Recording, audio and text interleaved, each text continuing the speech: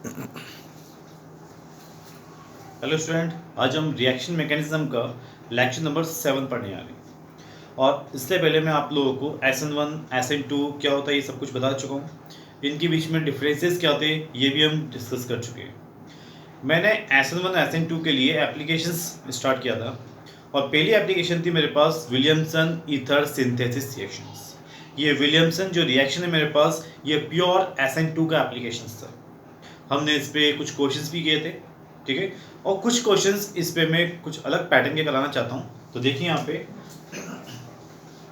जो Williamson reaction मेरे पास है, विलियमसन ईथर सिंथेसिस रिएक्शन। अब इस रिएक्शन में जो मैं क्वेश्चन कराने वाला हूँ उसका पैटर्न क्या है। इस रिएक्शन में अब मैं आप लोगों को कुछ प्रोडक्ट्स दूंगा और आप लोगों को ये जज करना पड़ेगा कि वो प्रोडक्ट्स किस किस रिएक्टेंट से मिलके बने होंगे।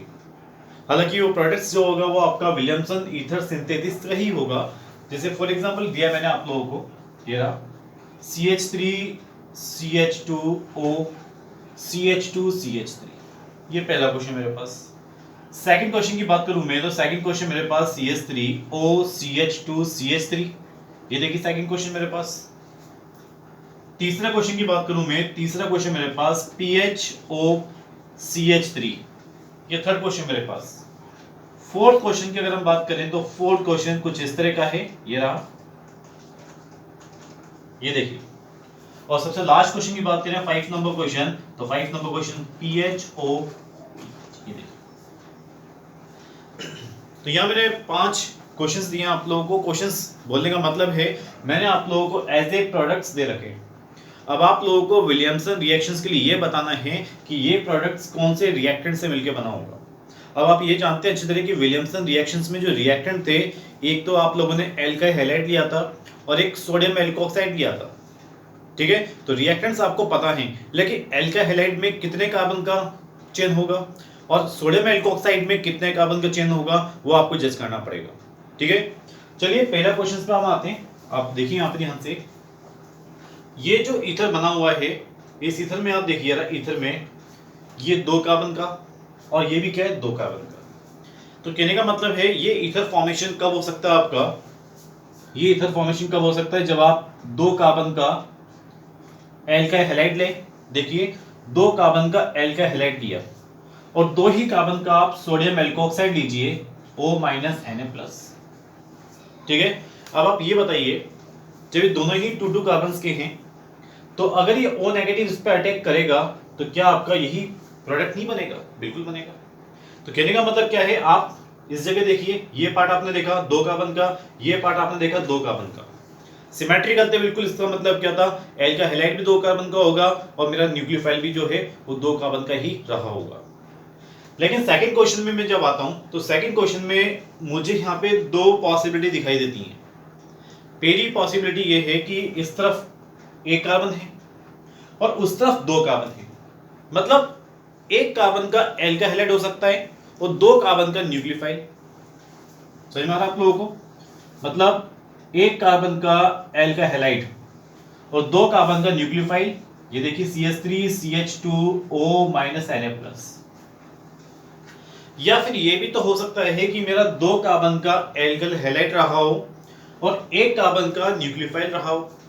तो कहने का मतलब ये है मेरे पास possibility CH3 CH2X plus CH3O- Na+, ये भी पॉसिबिलिटी मेरे पास हो सकती है। दोनों से ही आप रिएक्शन करा के देखिए, इसमें रिएक्शन कराइए या फिर इन दोनों में रिएक्शन कराइए, इनकी रिएक्शन से ये इनकी रिएक्शन से सेम प्रोडक्ट यही बनेगा, सिमिलर प्रोडक्ट बनेगा। लेकिन आपके पास में जब ये दोनों ही ऑप्शन में प्रेजेंट हो तो आप कौन से ऑप्शन को सुटेबल मानेंगे? तो आप सोचेंगे कि सर SN2 रिएक्शंस में जो एल्काइल हैलाइड दिया जाता था वो मेरा SN2 को प्रेफर करने के लिए 1 डिग्री होना चाहिए। तो यहाँ पे हम देखें तो ये दोनों ही 1 डिग्री हैं एल्काइल हैलाइड। अब क्या करें? अब आपको पता होना चाहिए SN2 की रिएक्टिविटी वो स्टेरिक क्राउड के इन्वर्सली थी। हालांकि दोनों ही 1 डिग्री हैं, लेकिन ये बताइए स्टेरिक क्राउड किस में कम है? आई थिंक इसमें कम है, क्योंकि इसमें एक ही कार्बन है, इसमें 2 कार्बन है, तो यहाँ स्टेरिक क्राउड ज्यादा रहा होगा। तो आप यहाँ पे कम स्टेरिक क्राउड को लेते हुए यहाँ पे SN2 की रिएक्टिविटी ज़्यादा होगी, तो विलियमसन रिएक्शन जो कि SN2 की प्योर रिएक्शन है, तो वहाँ पर आप बोल सकते हो कि सर ये मेरे पास SN2 को प्रेफर करेगा, ये लेस स्टेरिक क्राउड वाला एल्का हैलाइड। तो आप यहाँ पे किसको चूज करेंगे, ये ऑप्शन, ये और इस ऑप्शन को आप क्रॉस कर देंगे। समझ में आ रहा है आप लोगों को? तो आप अपने ईथर को देखिए, ईथर के दोनों तरफ देखिए, जो ईथर दिया हुआ आपके इस तरफ का कार्बन चिन्ह कितना है, इस तरफ का कार्बन चिन्ह कितना है, तो वहां पे आपके पास दो पॉसिबिलिटी बनेगी कि एल्का हैलाइड इधर वाले कार्बन चिन्ह का भी हो सकता है और एल्का हैलाइड इस तरफ के कार्बन चिन्ह का भी हो सकता है। और आपको सोचना है कि कौन सा एल्का हैलाइड सुइटेबल रहेगा विलियमसन SN2 रिएक्शंस के लिए। तो ठीक है, हम तीसरे क्वेश्चन पे आते हैं। तीसरे क्वेश्चन में मेरे पास अगेन दो पॉसिबिलिटी हैं, क्योंकि ईथर में इस तरफ का ग्रुप अलग है और इस तरफ का ग्रुप अलग है। तो या तो ऐसा हो सकता है कि PHX plus CH3O negative Na+, ये देखिए, या तो मेरा इस तरफ वाला एल्का हैलाइड रहा हो, या एल्का हैलाइड ये रहा हो मेरे पास, मतलब इस वाला पार्ट को लूं मैं, तो CH3X plus PHO negative Na+, ये देखिए। फिर दो पॉसिबिलिटी क्यों बनी एल्का हैलाइड की, क्योंकि मेरे पास दोनों जगह बोल सकते हो डिफरेंट एल्काइल ग्रुप है मेरे पास। अब ये बताइए, क्या आपको लगता है इस एल्का हैलाइड में जो लिविंग ग्रुप है जिसको निकलना है, क्या वो लिविंग ग्रुप रेजोनेंस स्टेबलाइज नहीं है क्या? बिल्कुल। पीएच का मतलब क्या होता है, एक बेंजीन रिंग, और बेंजीन में डबल बॉन्ड होते हैं, double bond sigma lone pair. तो कहने का मतलब ये एल्का हैलाइड किस में आ गया, डीवीसी में आ गया, और जब डीवीसी में आ गया तो आप बोल सकते हो इसमें तो सर रिएक्शन ही नहीं होगी। तो आप इसको यूटिलाइज करते हुए इस तरह का प्रोडक्ट आप बना ही सकते, क्यों? क्योंकि ये डीवीसी में है। तो आप इसको क्रॉस करिए और इसको आप सही करिए। तो आप देख रहे मेरे पास दो तरह की पॉसिबिलिटी बन रही है, और जब पॉसिबिलिटी बन रही है तो मैं चूज कर रहा हूं कि कौन सा बेटर होगा ऑप्शन। अब यहां पर भी आप देखिए दोनों तरफ के पार्ट डिफरेंट है, तो दो पॉसिबिलिटी फिर है।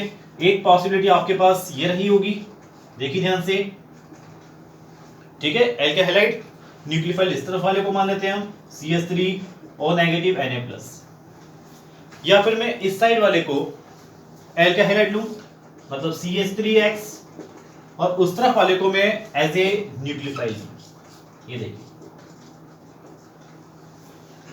अब आप खुद ही सोचिए कि इन दोनों का रिएक्शन कराने के बाद प्रोडक्ट मेरा यही बनेगा, और इन दोनों का रिएक्शंस कराने के बाद तो भी प्रोडक्ट मेरा यही बनेगा।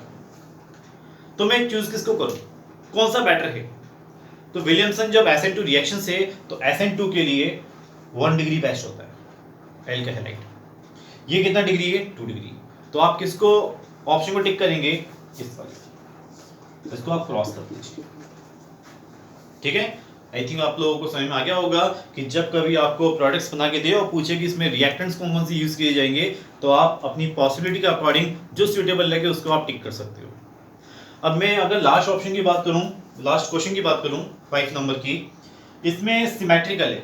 कहने का मतलब इस तरफ का भी पीएच है और उस तरफ का भी पीएच है, तो यहाँ तो एक ही पॉसिबिलिटी बनी होगी कि आप लोगों ने PHX plus PHO minus Na+, ये देखिए, आपका एल्का हैलाइड भी फिनाइल ग्रुप रखता है और आपका ये जो न्यूक्लियोफाइल है वो भी फिनाइल ग्रुप रखता है।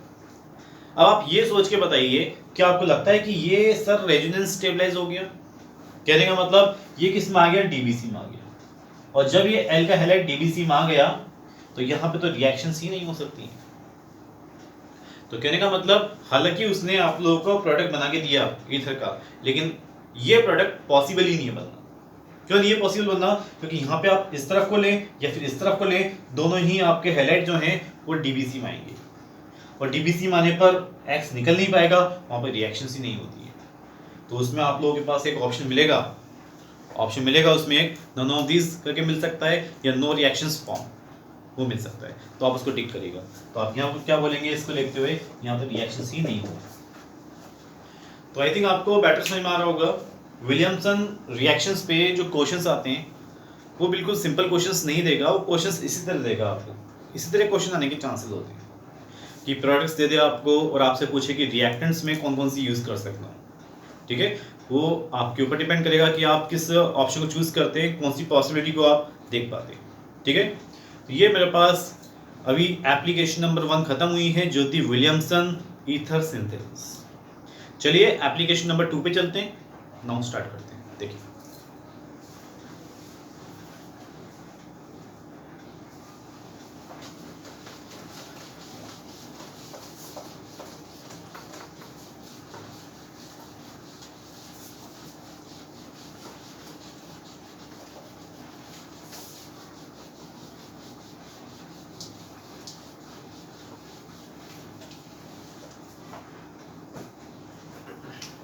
ये देखिएगा, अब मैं आ रहा हूं एप्लीकेशन नंबर 2 पे। SN1 SN2 के लिए एप्लीकेशन नंबर 2 आ रहा है और एप्लीकेशन नंबर 2 में है रिएक्शन विद, यहां से देखेगा reaction with KCN, AgCN, KNO2 और AgNO2। इनकी रिएक्शंस आपको कई बार देखने को मिलेंगे और कई इंपॉर्टेंट रिएक्शंस में ये आती है, AgCN, KCN, KNO2 या फिर AgNO2। चलिए अब ये किसकी एप्लीकेशंस हैं तो हम देखते हैं। यहाँ पे मैंने एल्काइल हैलाइड लिया RX, ये देखिए ये मेरे पास में एल्काइल हैलाइड है, ठीक है, और मुझे दिया जाता है KCN, ठीक है।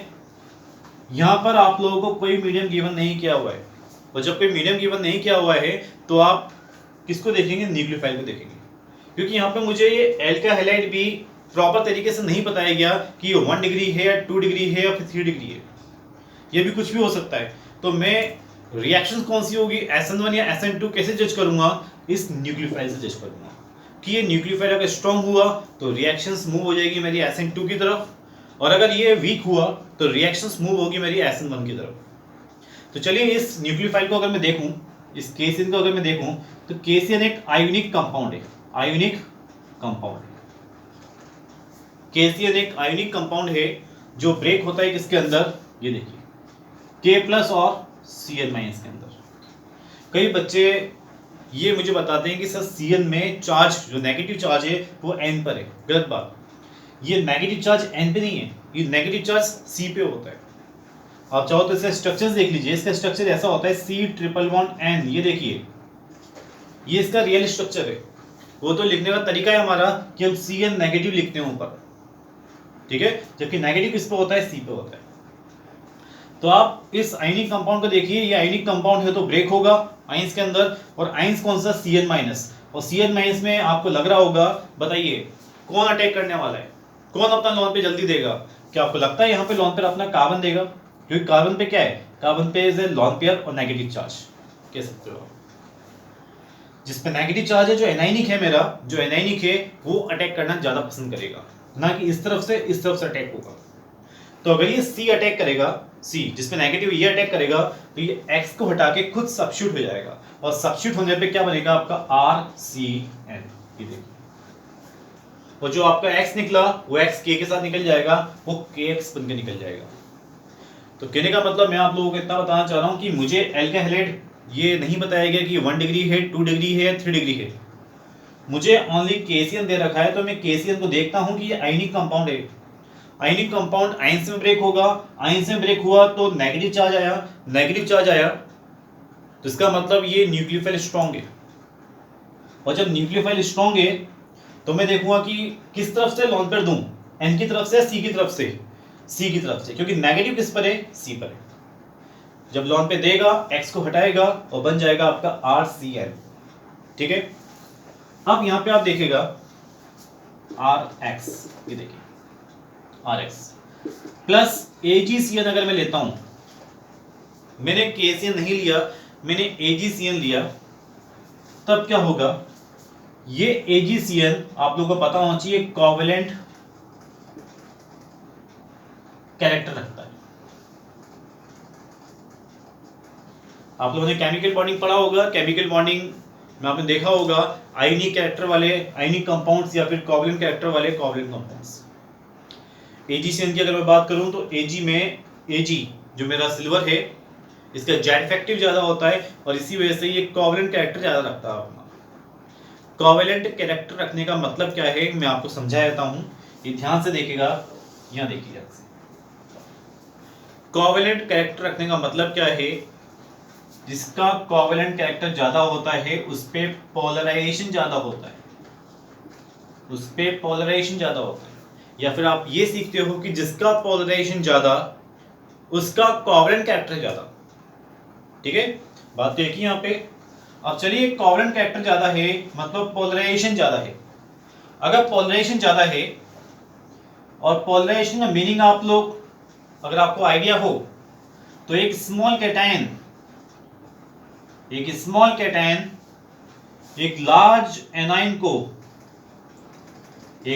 एनाइन को अपनी तरफ आकर्षित करता है, अट्रैक्ट करता है अपनी तरफ। सुना होगा आप लोगों ने, ये फयान्स का रूल था। एक स्मॉल कैटायन एक लार्ज एनाइन को अपनी तरफ खींचेगा, और जब खींचेगा तो इस लार्ज एनाइन का शेप जो है ना, शेप वो डिस्टॉर्टेड हो जाएगा, डिस्टॉर्टेड मतलब बिगड़ जाएगा। और इस शेप बिगड़ने को, एनाइंस की शेप बिगड़ने की प्रोसेस को आप कहते हो पोलराइजेशन। क्या कहते हो? पोलराइजेशन। ठीक है, समझ में आया आप लोगों को ये जो बताया मैंने आप लोगों को? ठीक है, कोवेलेंट कैरेक्टर बढ़ेगा, पोलराइजेशन बढ़ेगा।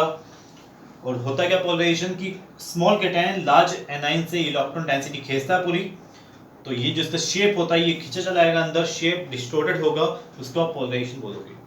ठीक है, अब चलिए, पोलराइजेशन अगर इसके अंदर है AgCN के अंदर, क्योंकि कोवेलेंट कैरेक्टर ज्यादा है इसके अंदर।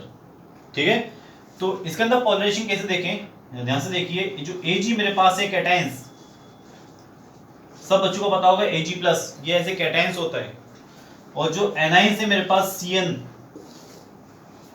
ये रहा Cn, पता है ना आप लोगों को नेगेटिव चार्ज किस पर है? C पर है। ठीक है, तो आप ये बताइए, एक स्मॉल कैटायन इस लार्ज एनाइन से जब इलेक्ट्रॉन डेंसिटी खींचेगा, अपनी तरफ अट्रैक्ट करेगा, चार्ज खींचेगा, तो चार्ज किस पे से खींचेगा? क्या C पे से या फिर N पे से? आप खुद बताइए, इन दोनों में से चार्ज डेंसिटी ज्यादा किसकी तरफ है? इसकी तरफ या इसकी तरफ? कार्बन की तरफ, क्योंकि इस पे नेगेटिव चार्ज है। तो सारा चार्ज इसकी तरफ से खींचा जाएगा, किसके थ्रू? Ag के थ्रू। क्यों? क्योंकि Ag as a small cation ये पोलराइजेशन शो कर रहा है, और जब सारा चार्ज डेंसिटी खींचा गया किसकी तरफ से? C की तरफ से, तो C पर चार्ज डेंसिटी वो डिक्रीज हो गया। ये देखिए, चार्ज डेंसिटी डिक्रीज हो गया। ठीक है, तो भाई ये इन दोनों के बीच की बात थी। Ag+ ने चार्ज डेंसिटी खींच दिया पूरा, किससे खींचा? C से, क्योंकि C पे नेगेटिव होता है, C पे चार्ज डेंसिटी ज्यादा थी। और जब खींच ली चार्ज डेंसिटी, तो C पे चार्ज डेंसिटी कम हुआ, तो क्या ये अब कैपेबल है अटैक करने के लिए? किस पे? Rx पे? नहीं। C पे चार्ज डेंसिटी कम हो गई तो वो अटैक बिल्कुल नहीं कर पाएगा, वो अपना लॉन पे दे ही नहीं पाएगा। क्यों? क्योंकि इससे चार्ज खींच लिया गया पूरा। ठीक है, बट तो भी ये एज ए न्यूक्लियोफाइल अपना लॉन पे तो देगा। अब यहाँ पे लॉन पे देने वाले मेरे पास दो एटम थे, N भी था और C भी था। C पे तो पूरा चार्ज कह सकते हो, इस पे चार्ज डेंसिटी कम हो चुकी है, ये तो बिल्कुल अटैक करने के काबिल नहीं रहा। तो बताइए अटैक कौन करेगा? ये N वाला अटैक करेगा। तो अगर ये N वाला साइड से आप अटैक कराते हो, एज ए लॉन पे देते हो, तो आपका प्रोडक्ट क्या बनेगा? RNC। ये देखिए, क्योंकि अटैक किसने किया? N ने किया। पहले अटैक किसने किया था? C ने, तो बना था RCN, अब क्या बना? RNC। अब आप अगर देखें, इन दोनों में डिफरेंस देखें, तो जो पहली रिएक्शन मेरे पास है, इस पहली रिएक्शन में आप लोगों ने स्ट्रॉन्ग न्यूक्लियोफाइल का यूज किया था। स्ट्रॉन्ग न्यूक्लियोफाइल एनायनिक वाली साइड, ये देखिए। और स्ट्रॉन्ग न्यूक्लियोफाइल किस में यूज होता है? SN2 में। मतलब यहां मैं लिख देता हूं, ये मेरे पास कौन सी रिएक्शन है? SN2। ठीक है, और अगर मैं नीचे वाले क्वेश्चंस की बात करूं, तो इस क्वेश्चन में ये जो एनायनिक वाली साइड थी, इस पे चार्ज डेंसिटी खत्म हो गई, बिल्कुल कहने का मतलब कम हो गई। और जो मेरे पास दूसरी साइड है, मतलब N वाली, क्या ये न्यूट्रल है? बिल्कुल न्यूट्रल है, हालांकि लॉन पेयर है, इस पे न्यूट्रल है। तो ये बताइए, ये जो N अटैक कर रहा है अब इस पे, तो ये कैसा न्यूक्लियोफाइल है? N वाला ये वीक न्यूक्लियोफाइल है। क्यों? क्योंकि ये एनायनिक तो है नहीं। ठीक है, और दूसरी बात, हाई इलेक्ट्रोनेगेटिव है N, उस पे लॉन पेयर हाई इलेक्ट्रोनेगेटिव पे लॉन पेयर क्या होता है, स्टेबल होता है, कहने का मतलब वो लॉन पेयर इजीली देगा नहीं। तो ये कैसा न्यूक्लियोफाइल होगा, वीक। और जो वीक न्यूक्लियोफाइल है, तो वीक न्यूक्लियोफाइल किसको रिप्रेजेंट करता है, SN1 रिएक्शन। हम SN1 में यूज करते थे, तो आपका आंसर होगा SN1। तो आप देख सकते हो यहाँ पे जब भी वो KCN के साथ रिएक्शंस दे तो आप बिल्कुल बोलिएगा सर ये SN2 रिएक्शन जाएगा, और जब वो AgCN के साथ रिएक्शंस दे तो आप बोलेंगे सर वो SN1 रिएक्शन जाएगा। ठीक है, आई थिंक आप लोगों को इन दोनों में डिफरेंसेस पता लगे होंगे। ठीक है, चलिए ये हमारा फिनिश हुआ। चलिए इन दोनों को भी हम देख लेते हैं, KNO2 और AgNO2 को आप देखिए यहाँ से।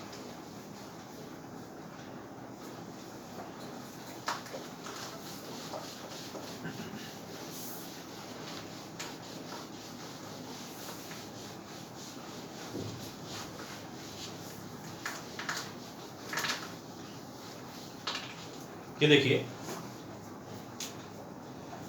RX मैंने लिया और इसका रिएक्शन कराता हूं मैं KNO2 के साथ में, KNO2 के साथ में क्या होगा।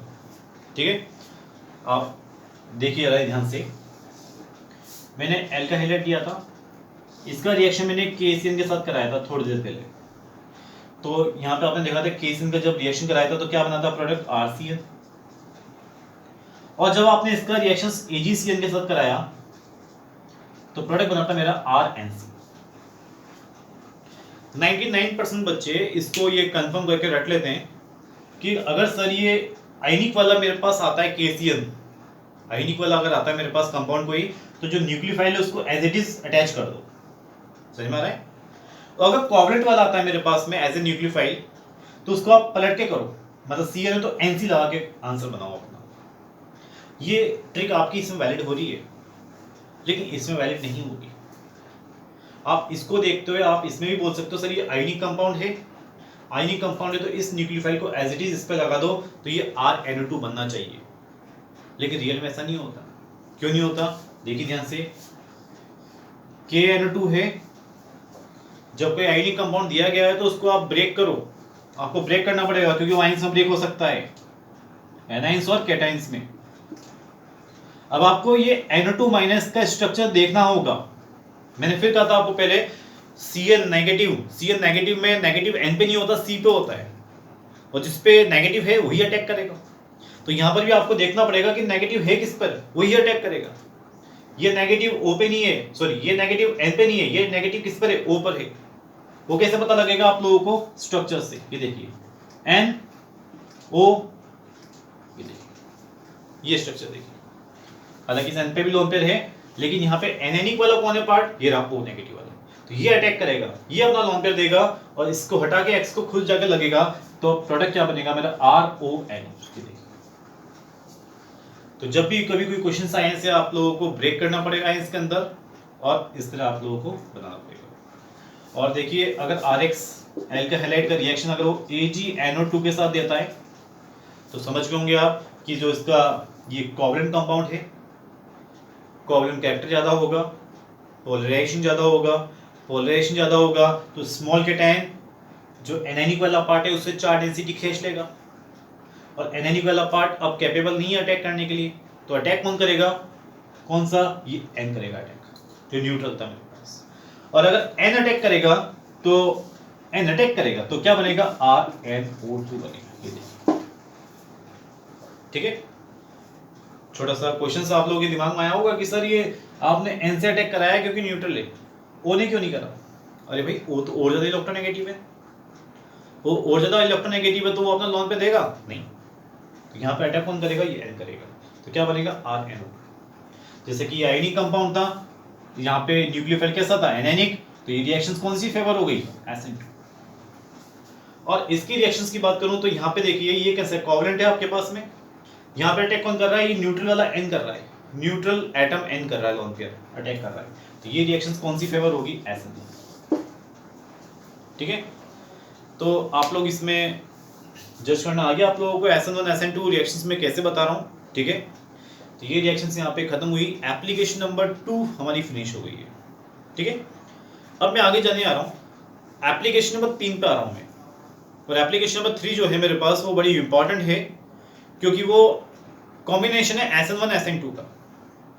वह हमें जज करना पड़ेगा SN1 क्या होगा, SN2 क्या होगा, वो जज करना बड़ा मुश्किल होगा वहां पे, ठीक है। तो इस जो रिएक्शंस को मैं लेके आ रहा हूं एप्लीकेशन नंबर 3 में, उसको आपको ध्यान से देखना पड़ेगा, ठीक है। और उस रिएक्शन का नाम है, चलिए देखते हैं, यहाँ पे स्टार्ट करते हैं पहले।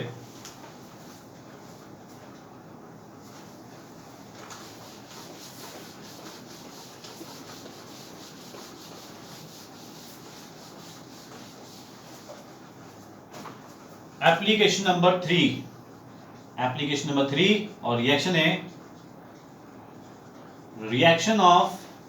Reaction of ether with concentrated HI। ये देखिए, मैंने आप लोगों को जब स्टार्टिंग में NSR पढ़ाना स्टार्ट किया था तो मैंने आपसे कहा था कि generally alkyl halide SN1 SN2 reactions में लिया जाता है, जनरली लिया जाता है, ऐसा नहीं कि हमेशा लिया जाएगा, ठीक है। तो यहाँ पे देखिए, यहाँ पे कोई एल्काइल हैलाइड नहीं है, ये कुछ अलग रिएक्शंस हो गया। और ये क्यों? क्योंकि यहाँ पे कोई एल्काइल हैलाइड नहीं है, यहाँ पे ईथर लिया जा रहा है और उसका रिएक्शन किससे करा रहे हैं, कंसंट्रेटेड HI से। अब यहाँ पे ये देखना बड़ा इंपॉर्टेंट रहेगा कि यहाँ सब्स्टिट्यूशन कैसे होता है। तो चलिए स्टार्ट करते हैं। यहाँ पे ईथर लेते हैं, यहाँ मैंने ईथर लिया ROR, ये डैश ले लेते हैं, अनसिमेट्रिकल ईथर लिया मैंने ROR डैश, ठीक है। इसका रिएक्शन में NaI के साथ कराता हूं। किसके साथ कराता हूं? NaI के साथ। आप बोलेंगे सर आपने कंसंट्रेटेड HI ले रखा है, फिर NaI क्यों लिया?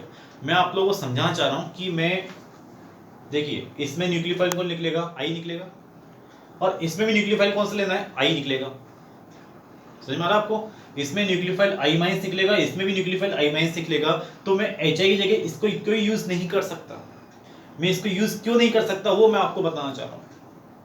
तो अगर आप कोई आयनिक कंपाउंड ले रहे हैं NaI वाला, ठीक है, इसमें न्यूक्लियोफाइल I- है, अच्छी बात है, ठीक है। I- एज ए न्यूक्लियोफाइल मेरे पास से जो लॉन पे दे सकता है, ठीक है।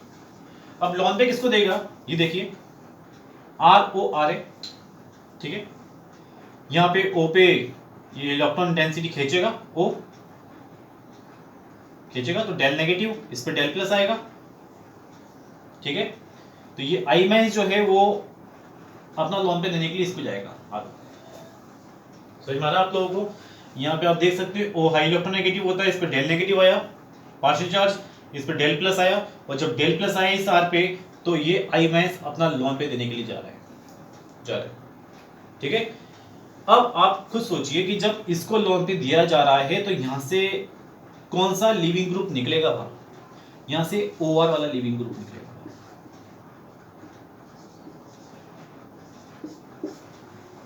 समझिए मेरी बात को आप लोग।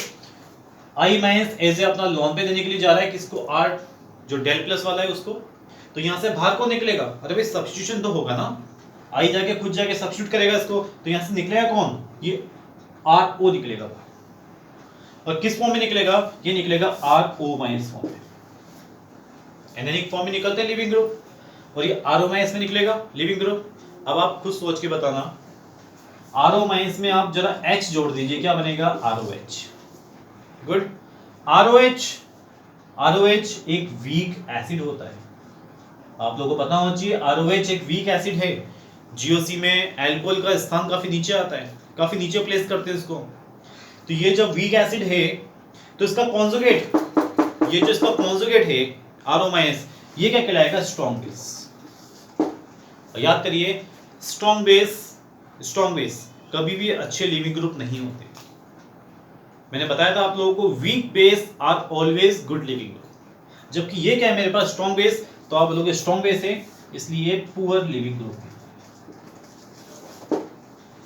और आपको याद होगा पुअर लिविंग ग्रुप पे तो रिएक्शंस ही नहीं होती हैं, क्योंकि वो पुअर लिविंग ग्रुप जाएगा ही नहीं छोड़ के, तो वहाँ रिएक्शंस ही नहीं होगी। और जब रिएक्शंस नहीं होगी तो आप बोलोगे सर यहाँ तो कोई प्रोडक्ट ही नहीं बनना है, क्योंकि जब तक ये लिविंग ग्रुप निकल नहीं जाता तब तक ये आई कैसे इस पाएगा। और ये लिविंग ग्रुप नहीं निकल रहा, क्यों, क्योंकि ये लिविंग ग्रुप कैसा है, पुअर है। तो यहाँ पे मुझे एक बात समझ में आ रही है कि हाँ यार, कि अगर मैं कंसंट्रेटेड HI की जगह अगर मैं NaI वगैरह या कोई आयनिक कंपाउंड लूं जिसमें न्यूक्लियोफाइल I- ही हो, ठीक है, तो वहां रिएक्शंस नहीं होता है। और किस वजह से नहीं होता है? क्योंकि पुअर लिविंग ग्रुप है। ठीक है, ठीक है, ये आपको समझ में आया होगा। अब मेरे सामने क्या एक क्वेश्चन आ रहा है कि ईथर ले लेता हूं मैं, और इस बार मैं कंसंट्रेटेड HI लेता हूं। अब ये कंसंट्रेटेड HI क्या रोल प्ले करेगा कि रिएक्शंस हो जाएगी? क्या रोल प्ले करेगा मैं बताता हूं आप लोग, देखिए।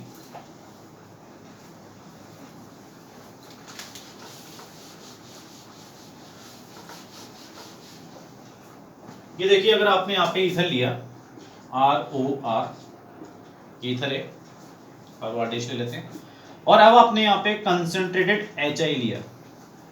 अगर आपने कंसंट्रेटेड HI लिया तो यहाँ पे क्या फर्क पड़ना, देखिए ये OR तो यहाँ से रिलीज होगा ही नहीं, क्योंकि ये क्या है, ये पुअर लिविंग ग्रुप है। तो इसीलिए यहाँ पे एक मीडियम लिया गया एज ए, देखिए कंसंट्रेटेड HI का मतलब क्या है, कंसंट्रेटेड मतलब यहाँ पे एसिडिक H होंगे।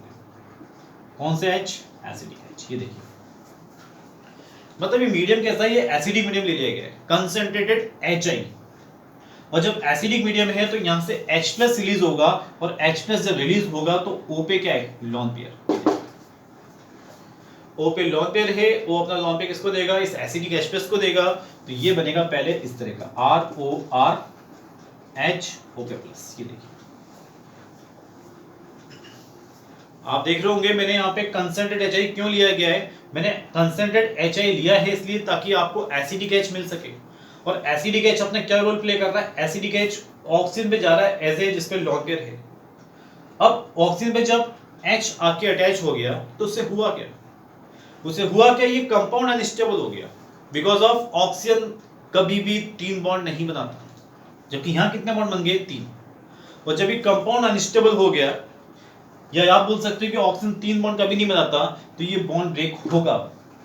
क्यों ब्रेक होगा ये बॉन्ड आपके, आप बोल सकते हो क्योंकि ये क्या हो चुका, अनस्टेबल हो चुका कंपाउंड्स।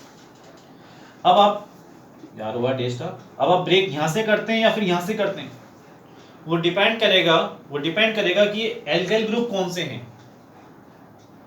ठीक है, आप बॉन्ड यहां से ब्रेक करते हैं, यहां से ब्रेक करते हैं, ये लीविंग ग्रुप निकलता है या फिर ये लीविंग ग्रुप निकलता है। लीविंग ग्रुप तो निकलना है क्योंकि ये अनस्टेबल हो गया। अब तो ये इस तरफ को देखो तो ये अनस्टेबल क्यों, 3 बॉन्ड है, या तो ये निकलेगा या फिर ये निकलेगा। कौन निकलेगा वो किस पे डिपेंड करेगा, वो डिपेंड करेगा ये एल्काइल ग्रुप कौन से हैं, और उसी के आधार पे आप जज करोगे वो रिएक्शंस SN1 होगा या SN2 होगा। ठीक है, अगर मान लीजिए थोड़ी देर के लिए अगर मैं यहां से ब्रेक करता हूं, ये एज ए लिविंग ग्रुप निकलता है, ये लिविंग ग्रुप निकलेगा तो क्या बनेगा आप लोगों का, ROH। ये देखिए, और R' जो है ना, ROH लिविंग ग्रुप निकल गया, R' जो पॉजिटिव आएगा उस पे कौन आके अटैच होगा, I, तो ये बन जाएगा R'I। ये देखिए, इस रिएक्शन को सब्स्टिट्यूशन बोलेंगे हम, बिल्कुल। क्यों बोलेंगे सब्स्टिट्यूशन, इस ग्रुप को निकाल दिया गया, और इस ग्रुप को निकालने के बाद कौन आया, इस पे I आ गया। ये सब्स्टिट्यूशन ही है। लेकिन सब्स्टिट्यूशन कौन सा है, ये सब्स्टिट्यूशन कौन सा है, SN1 है या SN2 है, वो आपको कैसे पता लगेगा, वो आपको पता लगेगा इन एल्काइल ग्रुप से। ये एल्काइल ग्रुप्स कौन से होंगे, 1 डिग्री है, 2 डिग्री है, 3 डिग्री है, रेजोनेंस वाले हैं, कुछ भी हो, वो आप देख के जज करोगे कि रिएक्शन SN1 होगी या SN2 होगी। और उसके बारे में मैं आपको नेक्स्ट लेक्चर में बताऊंगा कि रिएक्शंस SN1 SN2 कैसे आप पहचानोगे इन एल्काइल ग्रुप की हेल्प से। तो आप नेक्स्ट लेक्चर का वेट करिए।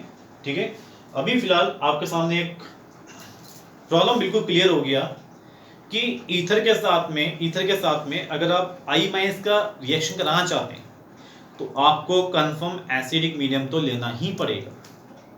मतलब ईथर की रिएक्शन एसिडिक मीडियम में ही होगी। कौन सी वाली, NSR वाली, न्यूक्लियोफिलिक सब्स्टिट्यूशन वाली, क्योंकि ईथर के OR को निकालना बड़ा मुश्किल है क्योंकि वो पुअर लिविंग ग्रुप होता है। इसलिए आपको एसिडिक H लेना पड़ेगा। Without acidic H reactions possible ही नहीं होगी। ठीक है, तो यहाँ तक आप लोग सीखे होंगे आई थिंक। और इसके बाद का जो है मेरे पास कि रिएक्शन SN1 या SN2 कब होगी, वो नेक्स्ट लेक्चर में देखते हैं हम। आज के लिए इतने ही बहुत है। Thank you.